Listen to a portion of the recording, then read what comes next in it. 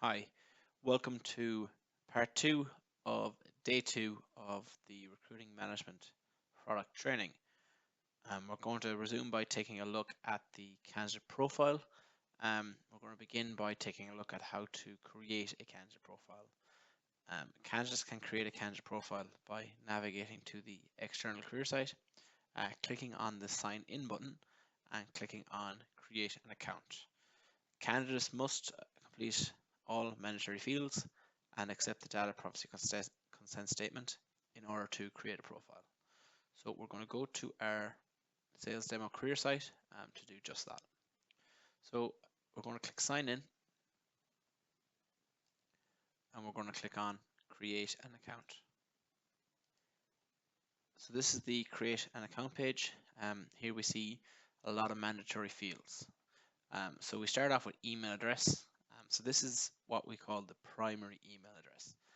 This email address must be unique. There must be no other candidate profile in the database with the same primary email address. The primary email address is used to log into the system. So to sign into an existing candidate profile, you must enter your primary email address and your password. So let's go ahead and create a new test candidate. So we're going to have one here called SAP training video.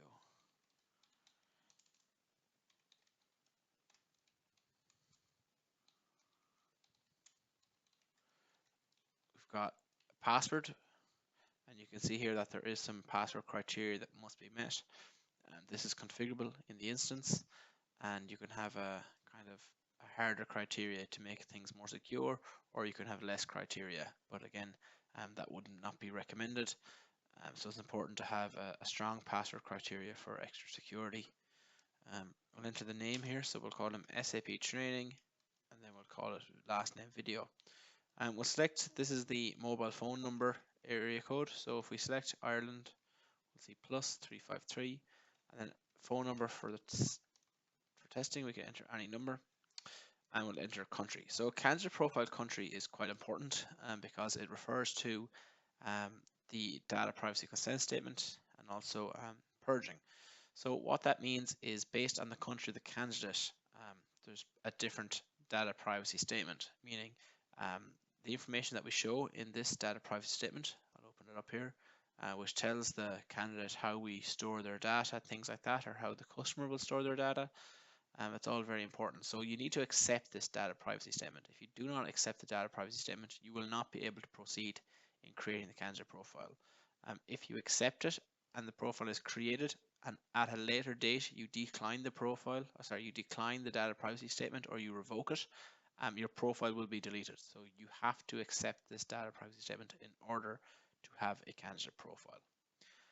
Lastly, we also see these privacy options, make my profile visible too.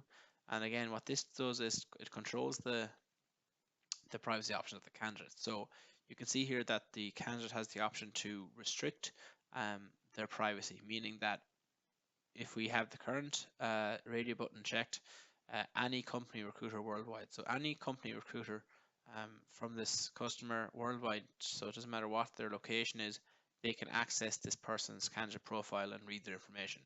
Otherwise, we can restrict it to country residence. So in this case, we're selecting Ireland, so only company recruiters in the country Ireland can find their profile and read their data, or we can restrict it. The most restrictive one is only recruiters managing jobs I apply to, which means that your profile is not searchable.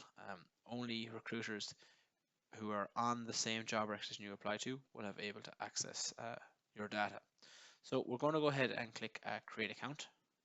Now we notice here that there is a one-time passcode. So this is email verification. So what this does is it sends a one-time passcode to your email address. You go to your email inbox and retrieve the code and copy and paste it. So again, this is a new form of security. It's a new way of verifying your email address and making sure that you are not a robot. So if you have one-time passcode verification enabled as well as Google CAPTCHA, it's a great way of preventing any types of bot attacks. So it's something that we'd always recommend to our customers. So I'm going to go to the inbox, retrieve that code, and we'll get this verified. Okay, so I've accessed the email inbox here in Yopmail. So I'm going to copy that code, paste it into the box here and hit continue. So the profile here should be created. What this is also going to do is it'll create a candidate ID. So your profile has been created, and now we have a valid candidate profile in the instance. So we look at the My Documents banner here, we'll see the different types of attachments you can upload. So if we take a look at resume, again, you can upload various different file formats here. It mentions here docx, PDF, text, etc. I'm just going to go and upload a test resume. So I have one here called doc test. Again, cover letter, something similar. Again, it's just an attachment field, so you can upload an attachment as long as it is a supported file format. We'll move down to profile information. We have the birth name and last name, so SAP training video, current title, that could be Mr. SMS enabled for your country, so that's regarding SMS notifications to your mobile. We have some phone details, so contact telephone numbers, address information, including your house number there. And what we're noticing here as well, that we have some asterisks. And if we see an asterisk, that means that it is a required field, and it means that it has to be completed. Otherwise, you will not be able to save your profile. So on the screen here, we will see a mixture of candidate profile standard fields as well as custom fields. So a standard field is something like birth name. If we were to look up the XML template of the candidate profile, the candidate profile field ID would probably be first name with the label birth name, and that comes from the implementation guide. It means that it's a standard field, so it's defined as custom equals false, and it means that it must have the field ID first name and it must be typed text. So a field like first name, last name, or email, something like that, they're standard fields. They're going to be the same in every instance. So that means that we need to have them defined as per the definition in the implementation guide. We also then have custom fields, and custom fields can, by their nature, they're customizable. So it means that you can call the field ID whatever you like, and the field type can also be anything you like. So it can totally be customized. So when we look down here at my custom date field, it's an example of a custom field of type date. And if we notice here, we have this calendar picker, this box where we can input a date field. If we look here, I've also got a test percentage. So if we have something there, we add 2, it's going to be 2%. We also have text area, which is very, very similar to text. It allows alphanumeric characters to be added, but it's a much bigger box, and we have a certain character limit here that's much larger than a regular text field. Lastly, I'll just mention this test bool field, which is a Boolean field. That's the data type, and it's a checkbox, so it's either ticked or not ticked. It's either true or it's false. So that's your Boolean field. As we move down throughout the candidate profile, again, we'll see these search options and privacy. So these are the same things that we saw on the create account page. We can change the privacy options. If we wanted to further restrict it, we can change to only recruiters managing jobs I apply to. We also have a data privacy statement here again, which we're given the option to revoke. And remember that I said if I press revoke, it's going to delete my profile. Jobs applied, this is where we'll see a list of job applications that you apply to.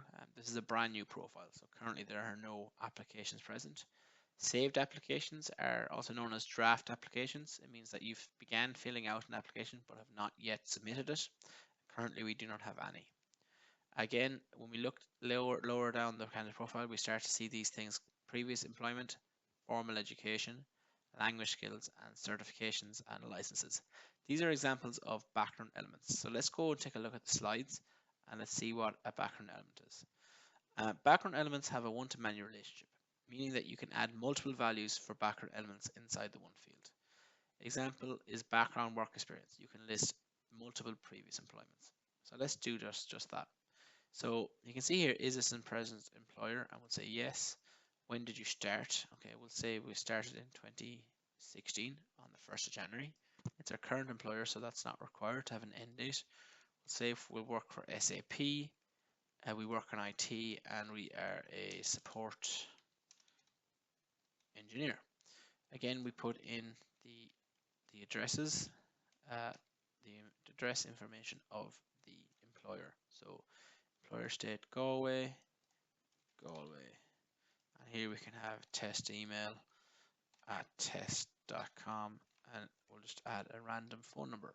So this is one example. So we've worked in this company since 2016, but where did we work prior to that? We can add another background element. We can say it's a former employee, and we can say we worked there since 2014 on the 1st of January up until January 2016. So let's go to 2016 and let's select the 1st of January. So again, this could be SAP again. We'll say type of business was IT, but our title here was support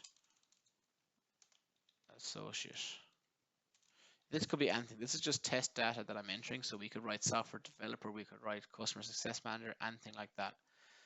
Let's do more tests. So a test address, employer country, say we'll keep it in Ireland just for the sake of continuity.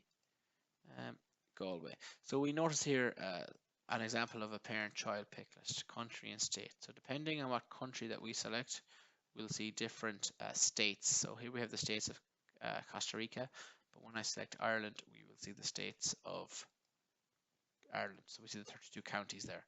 So this is an example of a background element. The reason that they're important, or the reason that they're unique, is that we can add multiple values. So you have another add button here if you want to add another background work experience, or we can simply remove the later one there. It's the same behavior for formal education, language skills, and certifications and licenses. So let's just take a look at language skills. So let's select a language here. Let's say it is, I saw German there. Can you speak this language? Yes. What is your proficiency? Fluent, reading, fluent, and writing, fluent. So we're just selecting those there. Again, none of these fields are currently required. When you are working in a customer's instance, it's very, very possible that these will be required fields. Remember, a required field is shown with an asterisk here. And that asterisk means it's mandatory. You must provide a value, otherwise an error will occur. So we're going to scroll to the bottom and we're going to save that profile. So that is how we create a profile in the external career site. What we're going to do next is we're going to become the recruiter, and we're going to perform a candidate search for that profile, and we're going to review the resume and the other details. So this profile has been successfully created. In another tab here, I'm changing persona. I am becoming the recruiter, and in a moment you'll see that I am Tessa Walker. So we're moving from the external career site where I am the candidate to the instance where I am the recruiter. So you'll see here I've Tessa Walker here in the corner. So let's go to recruiting. We'll see a list of requisitions here, but we have not applied yet to a requisition. So we're going to click on the candidates tab, which is at the top here. This will bring us to the candidate search page, and we're going to take a look at the profile that we just created. So let's just double check the name of the candidate. It was SAP training video. So there's a search by name function here. So we've got a couple of different people called SAP training, but here's the one we just created called SAP training video. So what we're going to see here, we're the recruiter, and this is their point of view. They've just seen a candidate create their profile, and we want to review their details. So we can see the same information, SAP training, the mobile phone number, the country, and if we scroll down, we'll see all their address information. So they're from Ireland, house number 12 at the address called text address, and also we have this background information. So these are our background elements, and you can see here that this is the same information that used to work in SAP from 2016, and this person, they worked as a support engineer. If we scroll down to look at German as part of a language skill, we'll see that they are fluent. So this is what the recruiter sees. We can also click here to download the resume, and this should open. So here it is, doc test. If you give me one moment, that is opening on my other screen. And here it is. It is quite simply a blank document called doc test. Clearly that was used for texting the file extension .doc. So here is all the information of the profile. If you scroll to the bottom, there's two buttons here called forward to colleague and forward to requisition.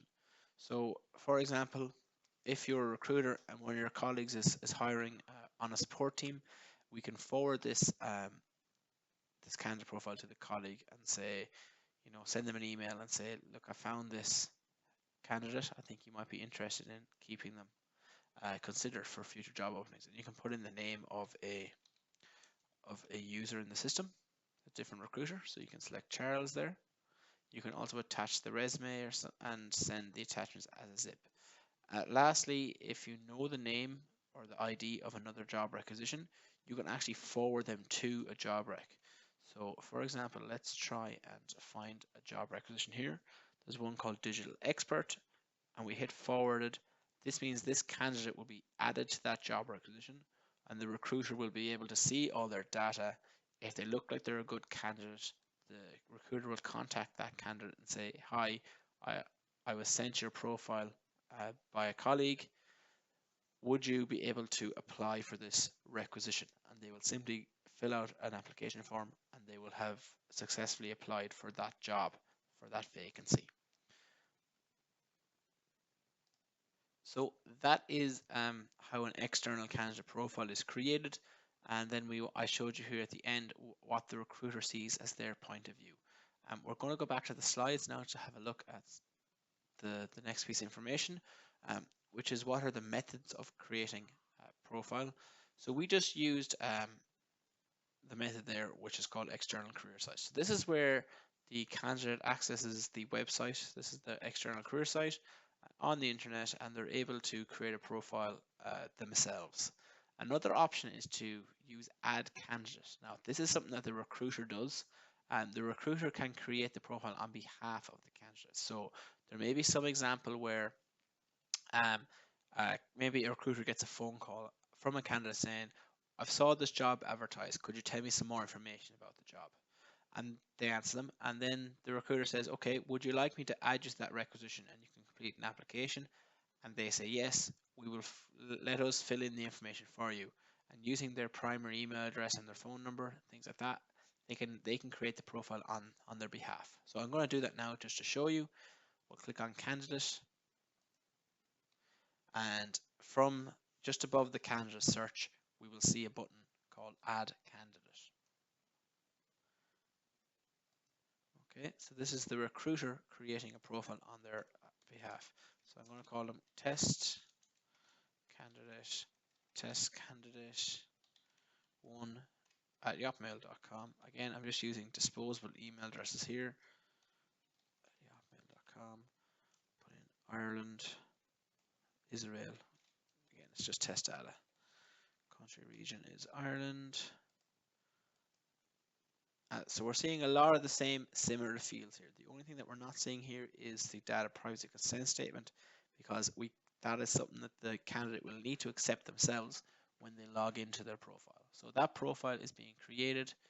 You'll see another window opens up here, and this is where we'll see a similar point of view of what we saw previously, and the candidate profile details can be entered here by the recruiter.